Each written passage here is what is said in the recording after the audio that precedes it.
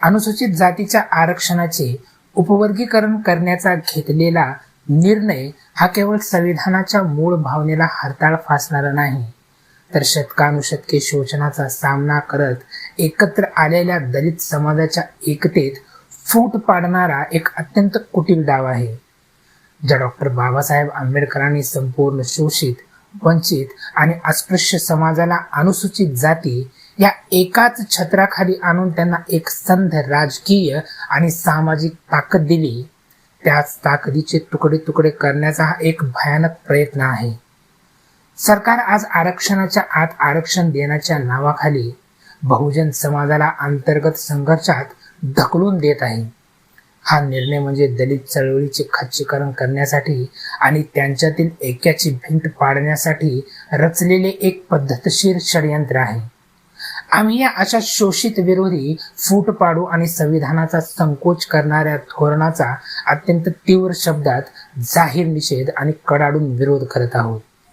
सरकार जर खरोखरच वंचिताच्या कल्याणासाठी कटिबद्ध असेल तर त्यांनी आरक्षणाचे वर्गीकरण करण्याऐवजी खासगीकरण थांबवावे, सरकारी क्षेत्रातील लाखो रिक्त पदे भरावीत आणि समाजातील शेवटच्या घटकापर्यंत शिक्षणाच्या संधी पोहोचवाव्यात. परंतु मूळ प्रश्नावरून जनतेचे लक्ष दुर्लक्षित करण्यासाठी आणि बहुजनांना आपसातच लढवून आपले राजकीय पोळी भाजून घेण्यासाठी हा आरक्षणाचा नवा तिढा निर्माण केला गेला आहे. हे आता सूर्यप्रकाशा इतके स्पष्ट झाले आहे. या सगळ्या षडयंत्रामध्ये आज आमच्या मातंग समाजातील काही बांधव जाळ्यात अडकताना दिसत आहेत. हे अत्यंत चिंताजनक आणि वेदनादायी बाब आहे. मातंग बांधवांनी हे समजून घेतले पाहिजे की सरकारचा हा निर्णय त्यांच्याबद्दलच्या प्रेमापोटी आलेला नाही, तर तो फोडा आणि राज्य करा या जुन्या ब्रिटिश नीतीचाच एक आधुनिक अवतार आहे. मातंग समाजाला वर्षानुवर्ष मुख्य प्रवाहापासून दूर ठेवले गेले. त्यांच्या वाट्याचा विकास त्यांच्यापर्यंत पोहोचला नाही. ही वस्तुस्थिती असली तरी त्याचे कारण इतर बहुजन बांधव नसून शासनाची अकार्यक्षमता आणि चुकीची धोरणे आहेत. आज मातंग बांधवांच्या भावनांशी खेळून त्यांना असे भासविले जात आहे की उपवर्गीकरणामुळे त्यांच्या सर्व समस्या एका रात्रीत सुटतील. पण हा एक मृगजळ आणि मोठा भ्रम आहे. जर सरकारी नोकऱ्याच शिल्लक राहिल्या नाहीत, जर उद्योगांचे आणि संस्थांचे खाजगीकरण करून आरक्षणच कागदावर उरणार असेल, तर उपवर्गीकरण करून कोणत्या जागा मातंग बांधवाच्या पदरात पडणार आहेत? या षडयंत्राला बळी पडून जर आम्ही आमच्याच चर्मकार, बौद्ध किंवा इतर बहुजन बांधवाविरुद्ध उभे राहिलो तर आम्ही आमची सामूहिक ताकद गमावून बसू. जेव्हा एकत्र राहूनही आम्हाला हक्क मिळवण्यासाठी एवढा संघर्ष करावा लागतो, तिथे जर आम्ही आपसातच तुकड्यामध्ये विभागलो गेलो तर व्यवस्थेतील हुकुमशाही प्रवृत्ती आपल्याला सहज चिरडून टाकेल. याचे भान मातंग बांधवांनी ठेवणे गरजेचे आहे.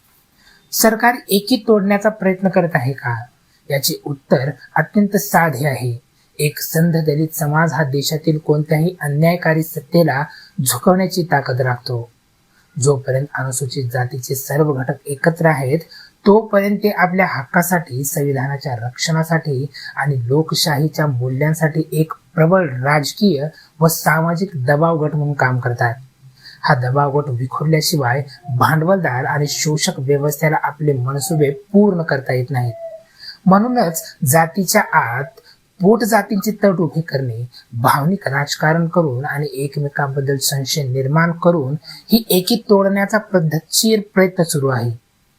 मातंग बांधवांनी या षडयंत्राचे गांभीर्य ओळखले पाहिजे. भूतकाळात लहुजी वस्ताद साळवे यांनी ज्या प्रकारे संरक्षणाचे कार्य केले, तोच वारसा पुढे चालवत आज फुटीच्या राजकारणाला नाकारण्याची गरज आहे. जेव्हा समाज आपसात लढू लागतो तेव्हा खरा शत्रू नामानिराळा राहून आपला फायदा करून घेतो. आज आरक्षणाच्या उपवर्गीकरणाचे समर्थन करणे म्हणजे उद्याच्या पिढ्यांचे सामाजिक अस्तित्व धोक्यात आणण्यासारखे आहे.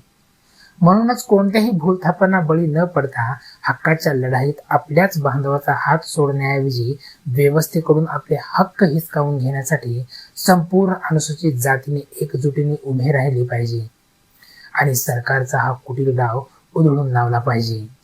जर सरकारला खरोखरच मातंग बांधवांची एवढी प्रचंड चिंता सतावत असेल आणि त्यांच्या आर्थिक सामाजिक मागासलेपणाबद्दल मनापासून तळमळ असेल, तर त्यांनी आरक्षणाचे तुकडे करून दलित समाजात अंतर्गत गृहयुद्ध पेटवण्याची गरज नाही.